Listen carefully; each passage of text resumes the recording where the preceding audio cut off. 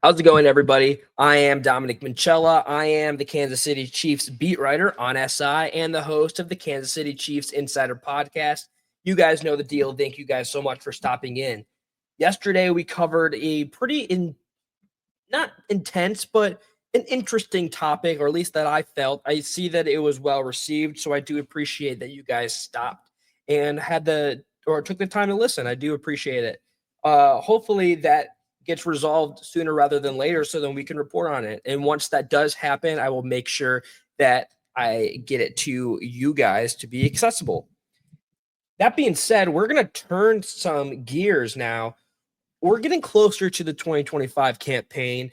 The Chiefs are in their second OTAs this period, as well as media is allowed to see them in practice later this week. It's an intriguing and exciting time to be a Kansas City Chiefs fan, and especially just in the National Football League. I'm excited to get this season back going, and I know you guys are too.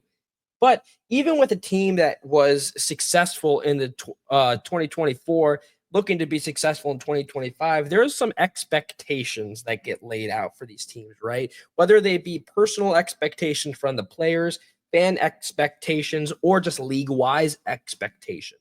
For example, there are two different versions and expectations that people have, analysts have, of the Chiefs. Some believe that their dynasty run has come to an end, while others believe that they are still the favorites to win the AFC, just given based off their track record these past 9 consecutive AFC West division titles.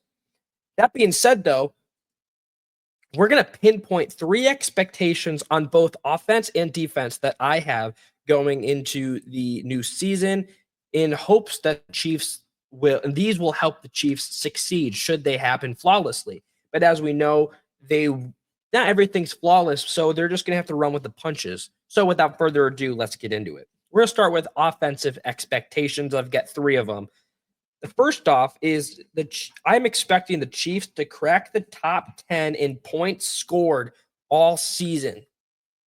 Last season was a down year, right? There's been a lot of conversation where people are saying, the Chiefs were in a down year. There was a lot of injuries. Patrick Mahomes wasn't the best that he was. You did it without Rashee Rice. You did it with injured veterans. You had a down season from Travis Kelce, or progressively down season from Travis Kelce. But yet this team still won 15 games and they won the AFC West Division title. It's crucial that this happens, though. While they did score 325 points in total in 2024, it ranked them 15th. So middle of the pack in the whole National Football League, not even for the AFC. So much so it's like, this team had the pieces to be successful now, so much so that cracking the top 10 in offensive points put up doesn't seem that much of a hard stretch, right? It's an expectation. I expect them, if they still hold themselves to these standards, to be competitive on the football field. You want these guys to be a top 10 offense. If you're in the top 10 of scoring, all those doubters are going to turn away from you and say, you know what? The Chiefs are still legit. I still think that the Chiefs have a strong chance to compete very well with the AFC West, regardless of the division competition increasing. But they got to have a top 10 scoring offense. Number 2, Jalen Royals becomes a huge contributor. Now, there's been a lot of expectation just surrounding Jalen Royals, right? He fell to a later round. He was projected to go sooner rather than later. He falls right into the laps of the Kansas City Chiefs. And we know that the Kansas City Chiefs, their wide receiving room is going to be scary this season. You're getting Jalen Royals, a second year of Xavier Worthy. You're getting Rashee Rice back at some point, predictedly. Hollywood Brown is going to be able to stay healthy for a full season. You got Juju Smith-Schuster. He's also a veteran that can help lead this wide receiving core. But like we saw Xavier Worthy last season take a step up while the Chiefs needed it on offense, I fully predicting that Jalen Royals becomes that next breakout wide receiving star for Kansas City.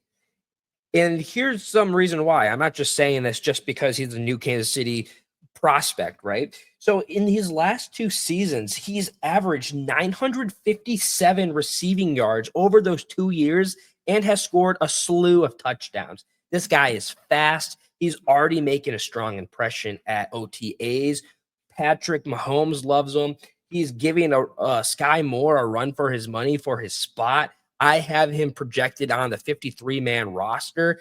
I am expecting good things from Jalen Royals. I think that he can be used in a multitude of ways, whether it be returning, being a Rashee Rice replacement until he gets filled into the roster if he does not start off on the active roster to begin with.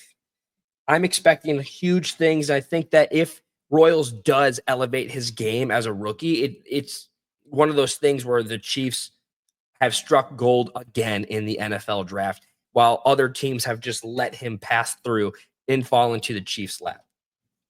Thirdly, we've touched on him earlier. Travis Kelce, I'm predicting and expecting him to have one more season, right? One more good season under his belt. He hasn't been the Travis Kelce that we've expected or that we've seen him, right? He's well past his prime. He's starting to get up there in age, but he is dedicated to getting back to give his last year of his contract the best he could. He hasn't said if once this concludes, it's the final run. And Patrick Mahomes has even said that it doesn't seem as though he looks as a guy who's about to hang up the cleats. But I'm expecting him to have one good year left. While he might not be the leading receiving yard leader for the Chiefs, he's still going to have a massive presence on this offense, and I'm hoping that he gets close to 1,000. I can't necessarily say that I'm expecting him to have this like resurgent season after what we've seen after coming off of his arguably the worst season of his career. It's important though that he takes a step back in the direction, and if it does end on a high note for him, it's going to be because he helped get the Chiefs back to the playoffs with his production. Now we're going to shift over to the defensive expectations, and I'm going to start off right away.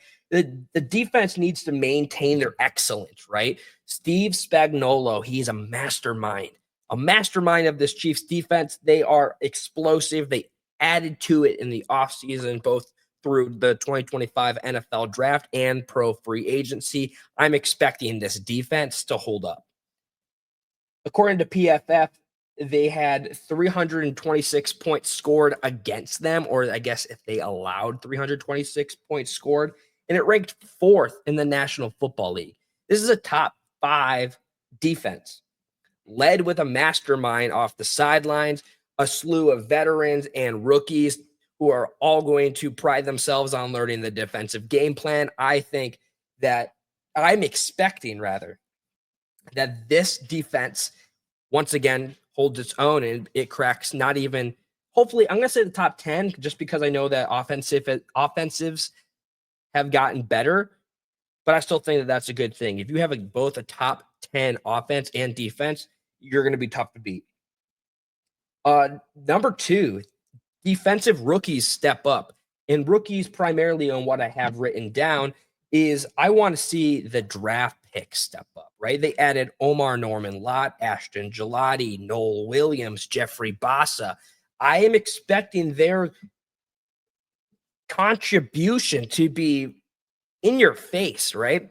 Omar Norman-Lott he was the topic yesterday. He still has yet to sign his contract, but I still think that when he does sign, he's going to be a nice pairing with the Chiefs defense. I'm fully expecting that.